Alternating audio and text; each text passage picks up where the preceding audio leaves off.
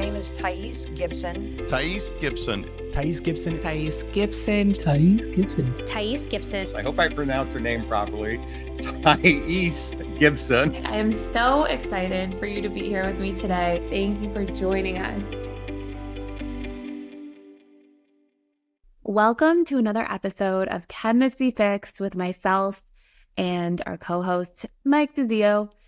So if you are listening in for the first time, just to give you a little bit of background, Mike was a dismissive avoidant attachment style and since has done the work, become securely attached, and is sharing a lot from his perspective as an earned secure who used to be a dismissive avoidant.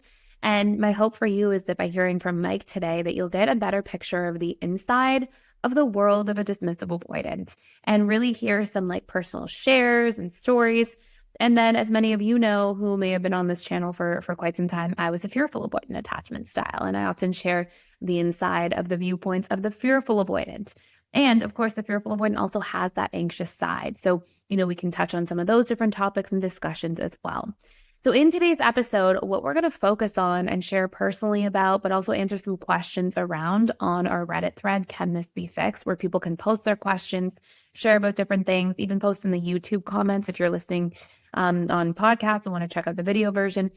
Today, we're going to be diving into dismissive avoidance and why they do not sometimes want to have kids. And we'll also talk about the fearful avoidant perspective on this. Then we're going to talk a little bit about what makes an avoidant attachment style freeze up and go into detachment mode for weeks after an argument. We're going to talk about why this happens and what to do if you are the avoidant or if you're on the receiving end of this cycle that can often be quite painful. And then we'll talk about what happens when an avoidant attachment style is dumped by a partner in a relationship, how they tend to heal, what their experience is like being on the other end of that type of event. So we're going to kick it off. And our very, very first question here, actually coming off of YouTube says, in general, it seems that dismissive avoidants don't want to have kids. Why is this? So would love to hear you kick off, Mike, and just share a little bit about your experience here. And then your thoughts about this topic overall. And then I'll actually go ahead and share a little bit about the fearful avoidant experience and what to do and what some of the dynamics tend to be. Okay, pretty heavy question to start off with, but let's big one. Sure, let's dive right in. So yeah, DAs want to have kids. I will say for sure that most of my life, like pretty much up until a few years ago, there's no way I was like, I don't want to have kids. And I'll share with you the many reasons why. Number one is, first of all, I didn't want any child to have the same experience that I had before, just feeling like not good enough, feeling like I have to do everything myself, feeling like not in touch with my emotions, afraid of emotions. Like there was just so many things that I just thought I wouldn't want to wish that upon like a kid. So again, this is when I was like really unhealed and didn't really love myself and was kind of, talking bad to myself in my mind. So that was number one. I thought I wouldn't want a kid to suffer the same way I did. Number two, projecting, sorry to interrupt, but I just have to say, it's almost like you're at the time projecting your unresolved pain onto a future child, like imagining that they would have that lifestyle in that similar way. Exactly. Another thing too is just straight up the amount of responsibility and the energy that I felt that it would take to have a kid. So for example, I had pets briefly, not even for too long, and it felt like a huge responsibility, like taking care of the pet. I had a cat, and a cat's one of the most like low maintenance animals out there. I would never want to have a dog. Before I was like, there's no way I could have a dog. You have to walk it every day, every morning, every night. Like you have to spend so much time and attention. Because when I come home, I want to just relax and not like talk to anyone. That was sort of my thought. So I would think if I had a kid, I'm like, oh my gosh, like I would finish my long workday, my 8-hour workday. Then I'd have to come home and then I have to spend more energy on a child. And like this, just from an energy standpoint, it was like so scary. I'm like, I'll feel like I'm so tired all the time. Like, I don't know how I would be able to show up and play with a kid for hours and hours and hours. Like, I was just like, I don't think that that's physically possible. And then lastly, like I said, I had a cat and actually like, okay, plants, let me bring it back to plants. Anytime I ever had plants in the past, they would like die like within not too long. Like I couldn't even keep plants alive. So I was like, man, you cannot. You like just decided to directly correlate that with all children and Well, like, geez, if you can't keep plants alive, like, oh my gosh, human life, right? So I just thought there's no way I could do this. So now that I've done a lot of healing work, my mind's changed completely, and I'm actually really open to the possibility and would be excited to have kids. I know that I would show up way, way better as parents. My parents did amazing. Like, they're amazing people. We could talk about that some other time. But I just know the areas that I could offer now to a child. I have a lot more emotional give. So I'm not worried that I'd be spending all my energy like just giving, giving, giving. So I feel like my cup is a lot more full because the core wounds aren't so active. And yeah, basically, I just think having a kid now would be like a million times easier. And yeah, I wouldn't have to sort of worry about all my energy and all my time having to give to a child. So to wrap it up, yeah, those three reasons are kind of the reasons why I think a DA would have a hard time having a child. Okay, I have to ask you a few questions because some things came up that are so interesting to me. So my first one is, I wonder how much, because as you were talking, I noticed that I had done this in the past, how much you correlate, like, it's your sole responsibility to take care of the child. Like, I can almost hear in the way you were talking about it in your past tense, like in your old self sort of thing, how it was like, it's all me. And I wonder if there's also this feeling like, if you brought a child into the world, of course, like things cannot work out and there can be relationship challenges. But even in that case, if you're co-parenting, it's not just like you and the child in the vast majority of cases. Now, don't get me wrong. There are single parents, right? So this is not me speaking on behalf of everybody's experience, but just sort of in your experience, like, would you be able to feel like you could lean on somebody and have that support system? Or is that when you used to imagine about these things, like almost like on the periphery, like you don't even sort of imagine or see that in the future experience of having a kid? Yeah, those are great points. Yeah, it's kind of the DA mentality of like me against the world kind of thing. And I'll have to do a lot of this on my own. And then afraid that I'm not able to ask for like help. Like, this is kind of my responsibility and maybe it'll be pushed on me. It's like, okay, like you have to, I don't know, do night duty for the whole week. So even if that week, if I'm feeling completely like drained or having a really bad week, I have no say. There's no like negotiating or wiggle room. So I almost probably felt like I'd be trapped. Like it would be in essence, I'd be trapped and maybe I'd have to do a lot of things that I don't want to do. But again, like any relationship, and whether you're talking about having kids or other aspects of relationships, there's a conversation to be had. Like, oh, hey, you enjoy more doing this, then you do this. Oh, I enjoy actually more doing this aspect. Why don't I do that? So yeah, I think it would be a feeling of being trapped and not having a voice. And no matter how run down to the ground I am, I just have to do it every single day and just keep depleting myself more and more and more. Yeah. So. And it's so hard. And there are people for sure like that are single parents. I've seen so many people in my practice in the past, and it's tough. Like, I think it can't be understated how difficult it is because there's like the full-time work commitments, and then you're a full-time parent and there's almost no time for anything else. But it's almost like I could hear, like, in your experience, it's almost like the projected version of that in the past, which is so interesting.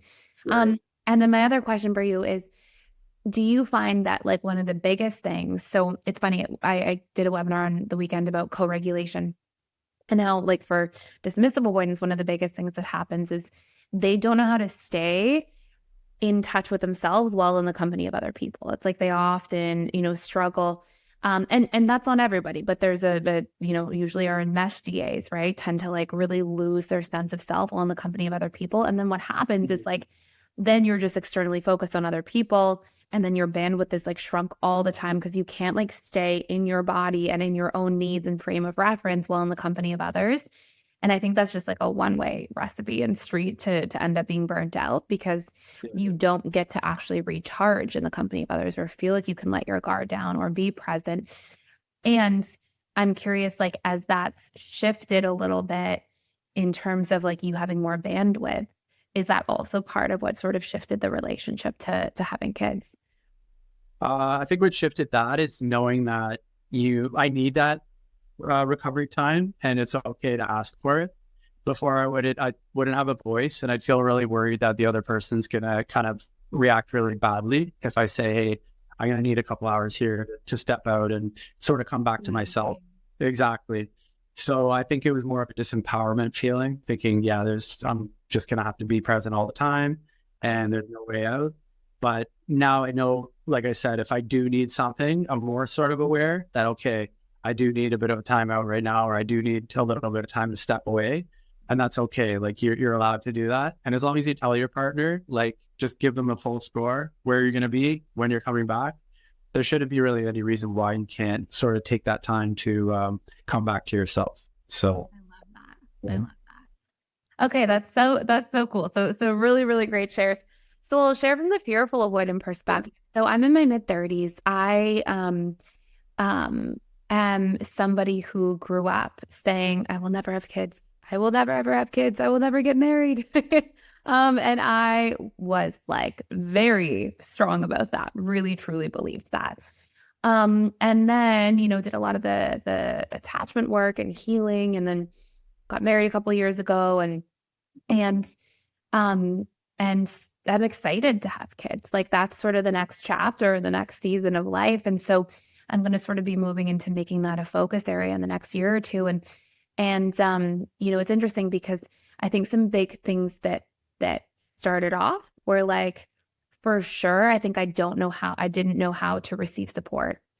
So, and it's funny, that's what I kind of like heard the echoes of in what you were saying. And I always pictured it as being like, I have a child and then I have to work and then I'm alone and then I have to deal with everything at the same time. And like, I think one big thing that changed is because I'm in a relationship where there's so much mutual support and like reciprocity, that really shifted for me at some point along the way, being like, oh, I'm going to have a child and it's going to be like a togetherness thing. I don't have better words for it in the moment, but like, it's going to be like a joint venture, I guess. Like it's not going to be me and I will have support.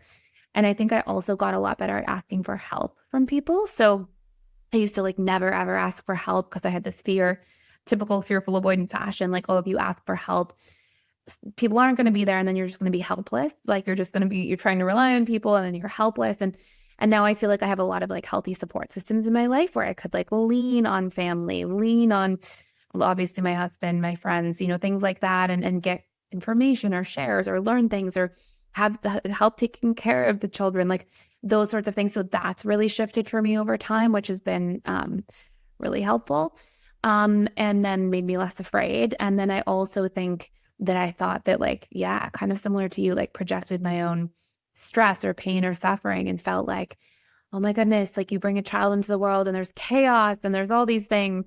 And I think that it would be maybe ignorant to say that there's not some kind of chaos at times, because life can be chaotic and the world can be chaotic. But I also trust that you can give a child tools to help support them through that chaos so that they have support with the challenge and they can grow through those experiences and become their own sense of self. And so to be really honest, I still think that one thing I'm going to struggle with when I become a parent is I want to make sure I'm not too much of a helicopter parent. I feel like I have that in me a little bit, like to like, oh no, what about this or what about this? And to think of all the things and try to protect the child. And I may be a little bit too protective. And I know that's something I'm going to have to work on, because I do believe that like healthy parenting actually requires being able to let your child go through pain sometimes and learn things the hard way sometimes. And sometimes that's what actually gives us the most powerful lessons.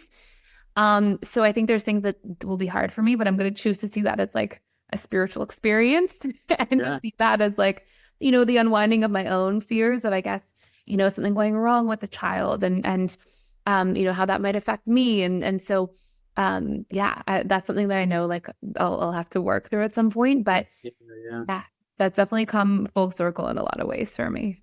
Let me ask you, and it's a version of what you shared already about sort of helicopter parenting.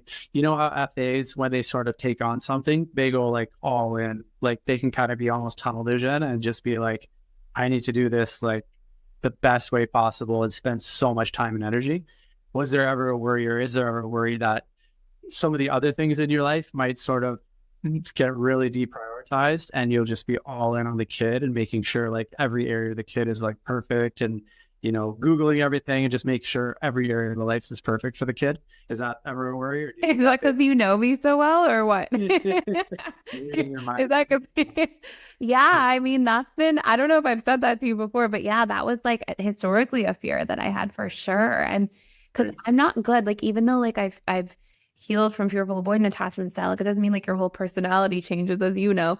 So, like there's still things from fearful avoidant. Like I still really care about novelty and exploration and growth and like those things. And I like to be challenged and I like my freedom. And, so there's those natural sort of parts of it. But Mhm.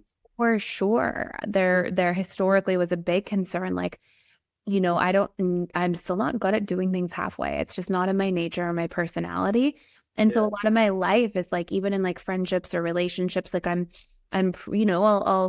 I'll put so much like heart and like pour myself into things. And I'm not the type of person that juggles many plates at the same time. I like to be like very focused and intentional and all in. So I've actually over the last like year tried to sort of redesign my life and schedule to be able to, because I love, love, love, my relationships. I love what I do in my free time and hobbies. And I love so much what I get to do for work. Like I like love it. It like is like a baby, that I've like taken care of and tried to, nurture. And like, I love all of our students. And so I've tried to reorganize like my meeting schedule and things like that in sort of a slow burn way so that when that time does come, like I'll still be there. I'll be able to be like in our webinars and community, but I'll be able to like balance my life with like a little less meetings internally and like have more support. And like we've hired on other coaches inside PDS in case I ever have to like take a few weeks off for mat leave originally and then come back just like, a few hours a week. So I do have like a game plan for that. So Nice. that I can still do both things really effectively. And I've spent a lot of time like slowly moving in that direction. And a big part of it for me was like having discussions with my husband and saying to Graham, like, hey, like, how are we going to manage everything? And like, what support systems will we have in play? And like, have that organized in advance and a game plan. And that's when I was like, okay, I feel like we've got this. And so that really like made things change too. I love that. Yeah, that would give you a lot more confidence and sort of optimism about the whole process. Then lastly, I want to ask, so the question was obviously about DAs and sort of their reticence to maybe not want to have kids. I know you said in the past you didn't want to have kids. What would you say FAs as a whole, do they kind of want to have children, or FAs kind of in that middle area where they usually are, where they do want to have kids and some don't want to have kids? Where would you say that? It's a great question. I would definitely say it's like middle area. Like some FAs are like really don't want to have kids. Some FAs really want to have kids. It can kind of go either way. And I would say the same for DAs overall. It's definitely common for there to be DAs who don't want to have kids, but I also know a lot of DAs who are like, that was one of the most important things. And sometimes I think that was DAs feeling like they didn't get the love and nurturing that they sort of needed. And so I think there's a subconscious sort of like program that for some DAs it's like, oh, well, then I'll get that through the experience of having kids. I'll have that come up in that kind of way. So I find that to be, especially for females, I tend to see a trend towards a little bit. It's almost like that's going to fill a little bit of a subconscious void that's there because there is you feel like you get unconditional acceptance and love from a little baby. And I wonder if that sort of fills that component in various ways for DAs. Yeah, that makes sense. Yeah, no, I invite people who are watching this video on the YouTube anyway. Put in the comments if you're DA, like what's been your thought? Do you want to have kids, not want to have kids, and why not? FAs as well. We'd love to hear from you. APs as well. Let's go, everybody. Let's get a little snapshot of sort of if for sure you want to have kids or not, and maybe some of the reasons why. It'd be really cool to hear from everybody else. But that was my perspective anyway. And yours was great. I love that. Yeah. And it's so true. And there are for sure a ton of DAs that are like, definitely don't want to have kids and a ton of FAs, but I see it sort of go like almost like can go either way for a lot of DAs and FAs. I also just want to give a little shout out to our APs listing because, a lot of the content we put out here is like for, because I was a fearful when you were a DA, but also, when we did some like research about what people are looking for, it's like that APs want to know the content about FAs and DAs. So it's their way of like sort of serving that niche too. But we're going to also be answering in the future episodes some more AP questions as well. Or questions about APs as a whole for sure. So let's take a quick break. And when we come back, we'll talk a little bit about what causes an avoidant to go into freeze mode. and go into the space of detachment and not respond. And what can we do in this situation? How can we really move the needle forward into healing? And by the way, if you want your question answered, please go to the Reddit thread, Can This Be Fixed? And post your questions, and we will answer them in each of the different episodes. Be right back. So the summer is coming to a close, and now it's time to welcome in probably our much busier season. And if you're anything like me, the last place you probably want to be spending time is figuring out what to eat for dinner and standing in long grocery store lines. So you can make life easier with HelloFresh, which is America's #1 meal kit. With fresh ingredients and simple recipe cards delivered straight to your door, HelloFresh takes care of all of your meal planning, shopping, and meal prep. And I really can't express how much time HelloFresh has actually saved me each and every week. What I love most is the variety. So whether you're looking for fit and wholesome or quick and easy, vegetarian, or even family-friendly options, their ever-changing recipes keep food exciting when it comes to dinner and never leave me feeling like I'm making the same meals and just eating the same food over and over again. So if you're ready to save time and make cooking much more enjoyable for you and your loved ones, you can go for free breakfast for life at hellofresh.com/free Thais. That's THAIS. And you'll get one free breakfast item per box while your subscription is active. That's free breakfast for life just by going to hellofresh.com/free Thais, THAIS. And now for a word from our sponsors. If you need to hire, you need Indeed. Indeed is your matching and hiring platform with over 350 million global monthly visitors, according to Indeed data, and a matching engine that actually helps you find quality candidates fast. So you can ditch the busy work. And you can use Indeed for scheduling, screening, and messaging, which allows you to then connect with candidates much faster. And Indeed doesn't just help you hire faster. 93% of employers agree that Indeed delivers the highest quality matches compared to other job sites, according to a recent Indeed survey. And one of the things I love about Indeed is that it makes all hiring in one place easy because you literally have the perfect match of candidates there. In fact, Indeed is something that we use all the time for hiring candidates at the personal development school, and I would feel a little bit lost without it, to be perfectly honest. When I was looking to hire somebody, it was originally slow and overwhelming until I decided to just go straight to Indeed, and that's when everything became a lot more simple. And it's still something that we use and will continue to use all the time. Leveraging over 140 million qualifications and preferences every day, Indeed's matching engine is constantly learning from your preferences as well, so the more you use Indeed, the better it actually gets. So you can join 3.5 million businesses worldwide that use Indeed to hire great talent fast. And listeners of the show will actually get a $75 sponsored job credit to get your jobs more visibility at Indeed.com/Thais. Just go to Indeed.com/Thais right now, and you can support our show by saying you heard about Indeed on this particular podcast. Again, that's Indeed.com/Thais. Terms and conditions may apply. Need to hire, you need Indeed. Welcome back to this section or segment of our episode, Can This Be Fixed? With our co-host, Mike DiZio. You can also check Mike DiZio out on Instagram. Follow him on there if you want to learn more about him or connect with him in any kind of way. And we are going to talk a little bit about what happens when an avoidant freezes up and really goes into this detachment mode. So this question is from one of our users who says, can a DA please tell me what makes them freeze up and not respond or go into detachment mode for days or weeks after an argument? I cannot get through and have given up, but would love someone to help me understand what's going on through an avoidant's mind if they were in a relationship with a person that they are stonewalling. So I think this is a great question because it's something that so many individuals struggle with. And let's talk about it. Maybe, Mike, if you want to share first a time that you've been through this when you were an avoidant attachment style and what helped you to open up. And then we'll talk about some practical strategies for the person asking this question.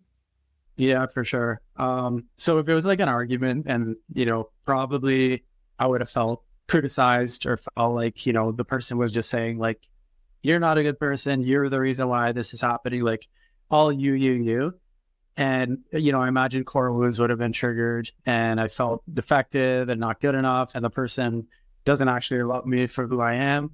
So creating that space to get away from would create a lot of relief. It would be super painful, I imagine, after the argument, because you're, like I said, being maybe accused of a lot of different things. So space and time sort of heals that. In the moment, it's very raw. And if you engage in like a conversation or like try to come back too soon, you're going to have to open up and be vulnerable. And I think the DA wants to sort of process and have all those vulnerable thoughts and feelings go away before they would even be able to talk about it a little bit. But really, I think the DA's hope is that they're going to keep the person away long enough that once they do come back around, they're just not going to talk about it at all. Like, they're just going to feel a little better about the whole situation just because a lot of time's passed. And that doesn't mean when they come back that they want to like, okay, hey, this happened. Let's process it and talk about our feelings about it and what happened. Like, they're going to want to just push it under the rug and then reconnect and have happy times and honeymoon times again. There's that aspect of it. And just the vulnerability.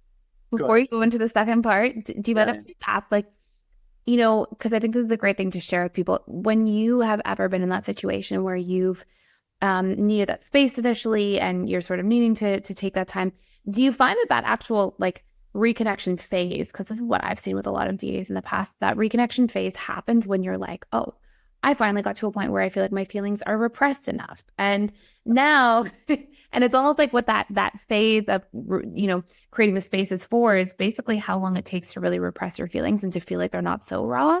And when those feelings have kind of been repressed enough into the background, now you actually have that room to reconnect. Yeah, that's 100% true. And also, like, you don't want to be, the fear is being like really emotional in these conversations, because DAs, once this heavy emotion comes up, it's like scary. It's like, it's such a almost foreign feeling, and you just want it to go away. You don't know exactly how it can go away, but you just want it to go away. And generally the quickest way to make something go away is to like run away from it and be separate from it. So I kind of forget your original question, but a DA just wants that period, needs that period to like have the emotions sort of settle down. And then when they come back, like you said, they're regulated, they come back and they just kind of want things to be copacetic again. I would also see, and I know you have something else you were going to say, so I don't want to take us too far down the rabbit hole, but I would also see a lot of DA clients who would say things to me like, I'm scared in an argument that I'm going to say something I can't take back, or say something that I'm going to regret. And that was like a big, like, kind of preoccupation I would see with a lot of avoidant attachment clients. And I'm curious if you ever had that experience of feeling like, oh my gosh, we're in the heat of the moment, not just like the feelings are overwhelming, but also like I'm scared I'm going to say something that I'm going to regret. And so I want to just shut myself down and sort of pull myself away to protect kind of the person in the relationship in a sense too. Yeah, I could see that. I could see, in the moment, maybe overreacting, because again, when emotions are coming up, probably not thinking straight and our minds just go on a mile a minute. So I think there would be a fear that we're not really communicating properly or, respectfully, or, it's probably going to come out very uneloquent, if that's a word. So I do think there would be that fear of not wanting to engage in this conflict, where we talked about before, conflict doesn't have to be bad.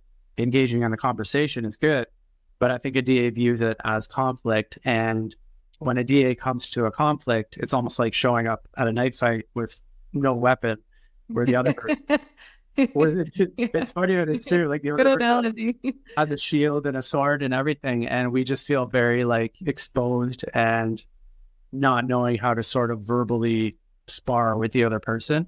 So for sure, I think there's an element of that, and that we're not going to do it properly. And like you said, we might overreact or say something that we really wish we didn't say. So that's true for sure. Yeah, it's such an important point that you said, because like DAs, if they have no modeling growing up for conflicts and how to have a healthy conflict and what it looks like and what it's supposed to be, then like, you feel like you go in, everyone else has the like weapons for how to move through this event, but like you're unequipped. And like, I love that analogy, honestly. I'm glad you brought up the modeling from parents, because I remember a few times in childhood, I remember my parents had some social friends. There was a few couples that used to come by our house and visit and whatnot. They'd bring their kids if they had kids. And from what I observed, of their relationship that was going on for years and years and years, when there was one conflict or one disagreement, we wouldn't see those people anymore. I remember one time that family came over and the woman, the wife in the partnership, criticized my mom's cooking. She was being really critical of it, like through the whole meal. And my mom was just really offended by it. And I don't think said anything in the moment. But after that, the relationship was over. So what I observed was through conflict, it's like a one and done. So you have to be very, very like careful with how you approach conflicts, like walking on eggshells. So I was always afraid to have conflict with my friends, with partners. Like conflict to me was just, it was such a ticking time bomb because it can be, if you don't do this thing right, you're done. The relationship's over. So I'm not. Can I share something about you? Yeah. So you and I have been friends for a long time. We've known each other for like, I think more than 10 years. Like, and I remember a long time ago, you were like, you asked me one day, and it was when you were still super DA, and like I was still working on myself and doing some work. And I remember you were like, you said to me, it was like one of your friends, and you thought that there was going to be a conflict, and you literally said to me, you're like, but if there's a conflict, the relationship's over. And I was like, wait, what do you mean? And you were like, but wouldn't it just be over? Like, what do you even do from there? And it was, I think you were mentioning like one of your like long-term friends from like high school and stuff. And I remember, I think we kind of like laughed about it and then like had a discussion about it. But like, it's so funny because I think that that's the perception, right? Like that's obviously the modeling you got. And that's so common for DAs as well that like, oh, like it makes so much sense, you know? Yeah, for sure. Do you remember that? No, not really, but you know, it sounds like something I'd say. It's there. Yeah. So, and no, just to say that other point that I want to mention, I think this might be more of an FA thing, and please jump in if you think this is. It was also because it didn't have the words to sort of share vulnerably how much it hurt. I'm going to show you by icing you out. I'm going to give you a timeout, and you're going to sit there and feel how bad that I feel, basically. Yeah. So it's a really sort of unhealed, kind of pretty immature way to deal with it. But I think that was also another element of why stonewalling would happen. Yeah. So do you agree with that? Yeah-ish, or is that an FA thing as well? I think FAs will tend to more communicate out loud. Like I feel like DAs can just shut down and they have this like capacity to, whereas avoidance, like when I think of, so now I'm really good at talking about stuff with people and I'm like good at approaching it. And I've done a lot of practice and a lot of work on that. And like, it's like a skill that I built over time. But I like think back, I was thinking back when we're having this conversation just now, I was thinking like, and I remember those times where I didn't know how to talk about stuff.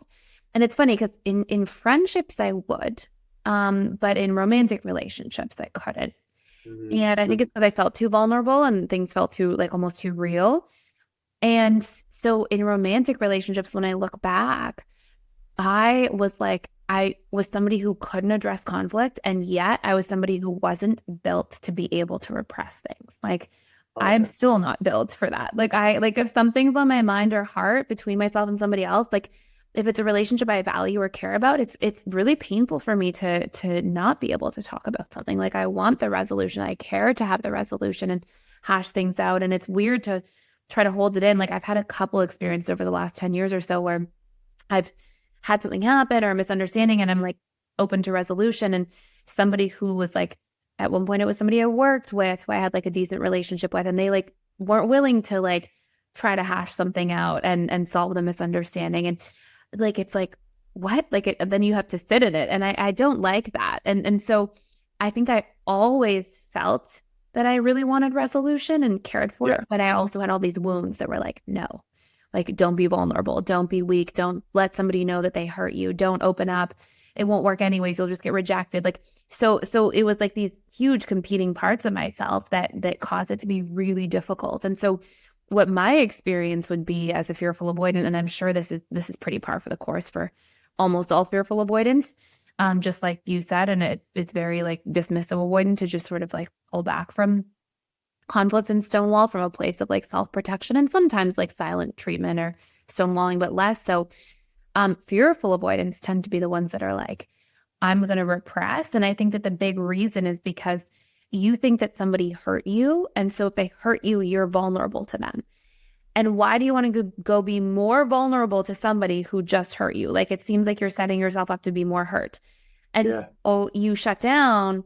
But I think there's this deep competing need within fearful avoidance to like want resolution and not be able to repress. And so what it looks like for me, and this is what I think it is for, I'm not even sure if there's much of an exception for this for fearful avoidance, unless it's like fearful avoidance with a really strong DA secondary style.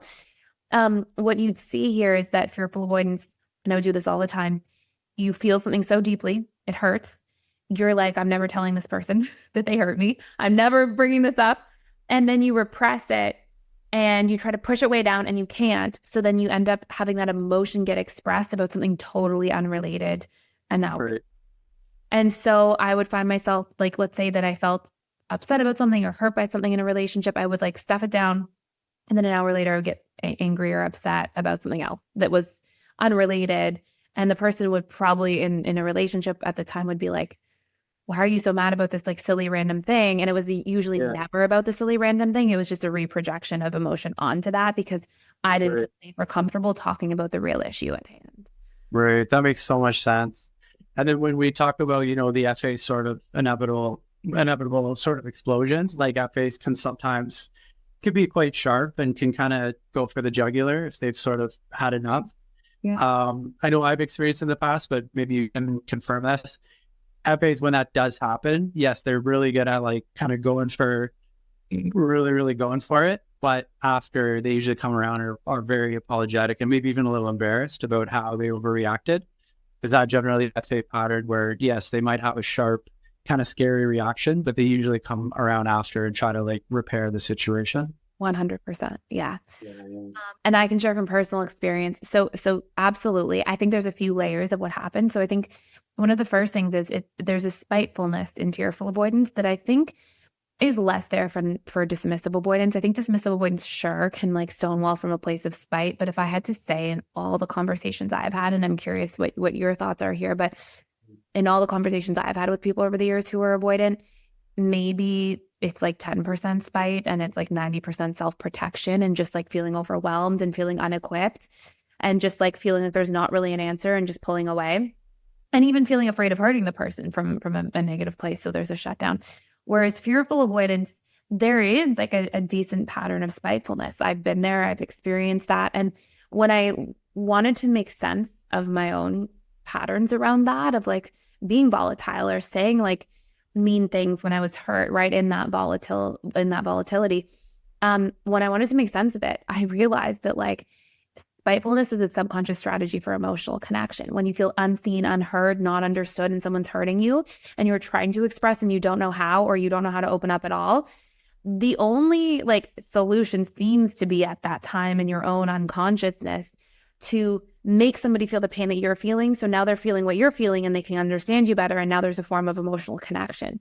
And it's like such an unevolved way of doing it. But it's, sometimes that's us as human beings when we don't have better tools or strategies. And so for me, a lot of that like spitefulness went away when I became vulnerable. Like there was no need to be spiteful any longer when I just knew how to say, ouch, actually, this hurts. And this is what I'm feeling. And I'd want you to understand, here's what I need, or here's my boundary. And it was almost like that, those feelings of spite really kind of like alchemized into something connecting and beautiful when I learned to be vulnerable and actually like communicate through things. And so it's so interesting how that sort of comes full circle and how hard it is to if you are fearful when and you haven't learned to do that yet, it's something that will push your relationships away. And I had times where after like, a night out or whatever, I would write letters apologizing for the words that I used or the things that I said, because I had tremendous guilt, because you still have a big conscience and you still empathize with people. But in those heated moments where you feel so overwhelmed, it's hard to figure out how to do that until there's like reconditioning your core wounds, learning your boundaries, but learning to be vulnerable and actually communicate your needs and what you're experiencing. Right. I imagine after like a particularly really bad sort of wrath from an FA, a DA can sometimes not even come back from it, where they feel, oh my gosh, this is what they really think about me. They they're letting it, here's the truth or whatever. And I knew it. They don't think I'm good enough. They think I'm not a good partner. I'm defective. And I think sometimes the DA might be like, I can't even come back if it's too severe. But as we talked about, if time is taken and a DA can have time to sort of let those feelings come down, and the other person shows that they want to come back and that they're sort of remorseful for the things that they said, then things can be sort of reconciled. But I think there's been times where I've had the full wrath of someone, and I was like, that was too much. Like that was way too hurtful. And I'm probably going to have that imprinted on my mind for a long time. And I don't know if I can come back from that. 100%, 100% that can happen in that kind of relationship. On a personal level, I never really like had that experience. I think I was still really harsh with my words, but I would say like silly things. Like when I was angry, I'd say things like, you asshole, or you jerk, or or I would do dramatic things. Like I remember one time I was really upset and I was living with somebody and I put the table that was in front of the thing and part of the couch in front of the door so they couldn't come in. But you're never coming in, like these childlike things, right? When you're like, it's almost like your inner child suffering and you don't know what to do about it. And so there's these dramatic things. So volatility can exist in many different forms, but 100%, like those are things that like dismissive ones take to heart, like really take to heart. And people take to heart. Volatility is statistically the third biggest thing that will end relationships. And so I think that's an important thing for people to hear and sort of recognize within themselves if there are those patterns, because it can be painful and it can definitely cause a splitting up. It's almost like, like water wearing away at rocks over time, except maybe even, a little quicker than that. You'll see that it wears away at a relationship overall. So communication along the whole way is going to avoid that whole buildup, and then the explosion. Because like I said, sometimes that explosion is so big, you just can't repair it. But if you're sort of communicating little things along the way, it's impossible to have that huge explosion. You don't even have to worry about that kind of thing. So. And what would you say to the user's question here who they said, how will they actually, like they were sort of getting at least, how will we, like, what do I do? Like this person shut down. I haven't heard from them. What steps or insights would you share with them in that particular case? Just maybe like let them know that, you understand that they're upset and taking some space right now and that's okay. But you want them to know that they still care about you. If there was something said that were really not nice, you could say, I'm sorry that I said X, Y, Z, and I actually don't mean that about you. I actually think you're, a good partner, or I enjoy, all these aspects of our relationship. So just let the person know that you don't think terribly of them, because a lot of times when I was in relationships, I thought all my partners would always just constantly pick out the bad stuff. And that's all I thought. Like they just were constantly looking for bad things about me. So when somebody's letting you know, like, hey, yeah, I know I said that. I know that was a bit of a not so nice conflict. However, I just want you to know, I still care about you. I still think you're a great person. I still want to be in a relationship with you. So just know that when you feel a little more comfortable or you're a little less upset, like I'd love to reconnect and we can go from there. So something along those lines. Yeah. And I think you really nailed that. I would add some other like interesting perspectives too, could be that, just like you said, like give that kind of reassurance or validation, because the ones tend to like really take to heart like any kind of criticism and make it mean that they're like defective, as a lot of people know listening to this channel. And then also beyond that, I think it's helpful to be like, I come in peace. Like you don't have to say that word for word, but like to say, hey, when you're ready, I'd love to have like a healthy discussion so we can heal and move forward. Just insinuating like it's not going to be an argument. It doesn't have to be, because, you were kind of saying this in passing earlier, but dismissive ones often think that like discussions are like all going to be arguments, rather than seeing them as like opportunities for reconnection and repair and things that can be healthy, and they don't have to be, something that's negative conflict. So, being able to say like, hey, I really want to hash this out in a healthy way. Or, I know in the past that when I've had discussions like back in the power struggle stage, this is like 8-9 years ago or something with my now husband, I would like when I wanted to, if we had like a disagreement and I already knew he was sensitive to stuff, and mind you, I had done like a lot of work and wasn't as fearful avoidant when we first started dating, but I would say things like, hey, I want to repair this and I want to like talk this out in a really healthy way, just because I knew that there was like this inclination to or sensitivity towards, criticism or anything sort of being taken that way.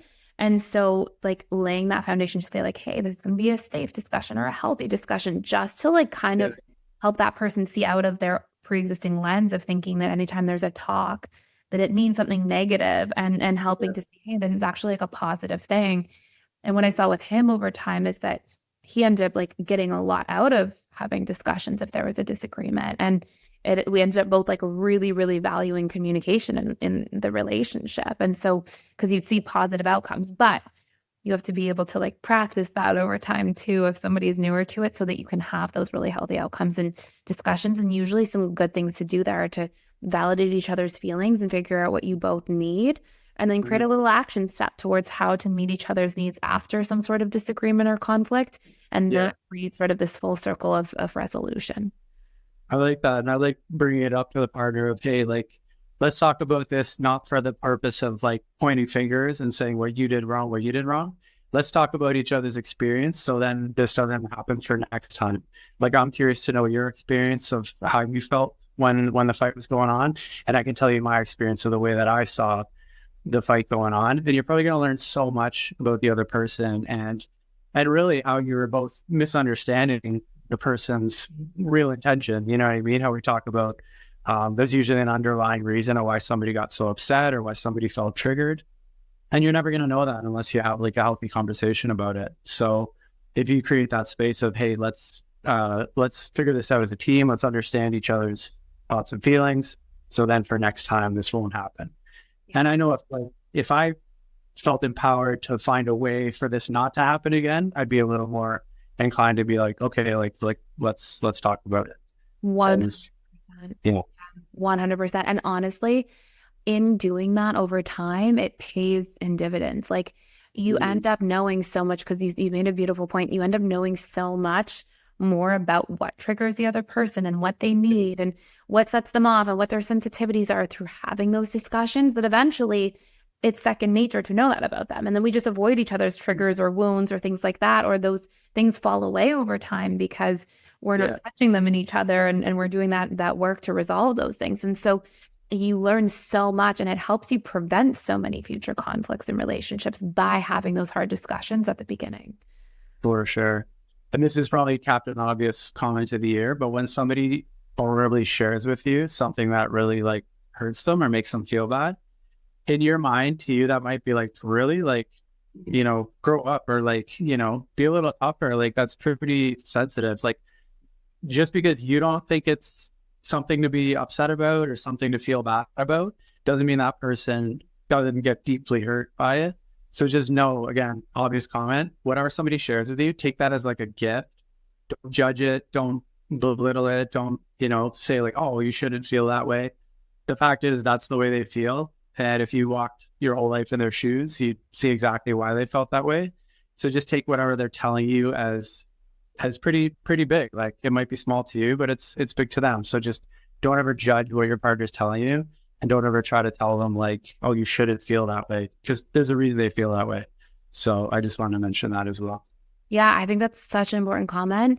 The last thing too is it's because of the meaning that we each give. So everybody has different meaning, and I know you know this, but for anybody listening, like, it's not, two people could have the same experience where like somebody doesn't text them back, and if for one person they make that mean I'm about to be abandoned, the other person might be like, oh, it's just a text, who cares? But for that person, no, it just touched this abandonment wound from childhood. So it will feel so different to different people, and that's why it's so important. Exactly what you just said. Yeah, I love that. If you enjoyed this episode, please take a moment to subscribe, rate, and review us on your favorite podcast platform. Share it with friends and family who are on their journey of personal development and growth, and thank you for listening. Next week, we'll be back with more insights to guide you on your journey. And until then, keep practicing our tools and strategies to change your subconscious mind, and apply some of the powerful learnings from this podcast so that you experience real life transformation.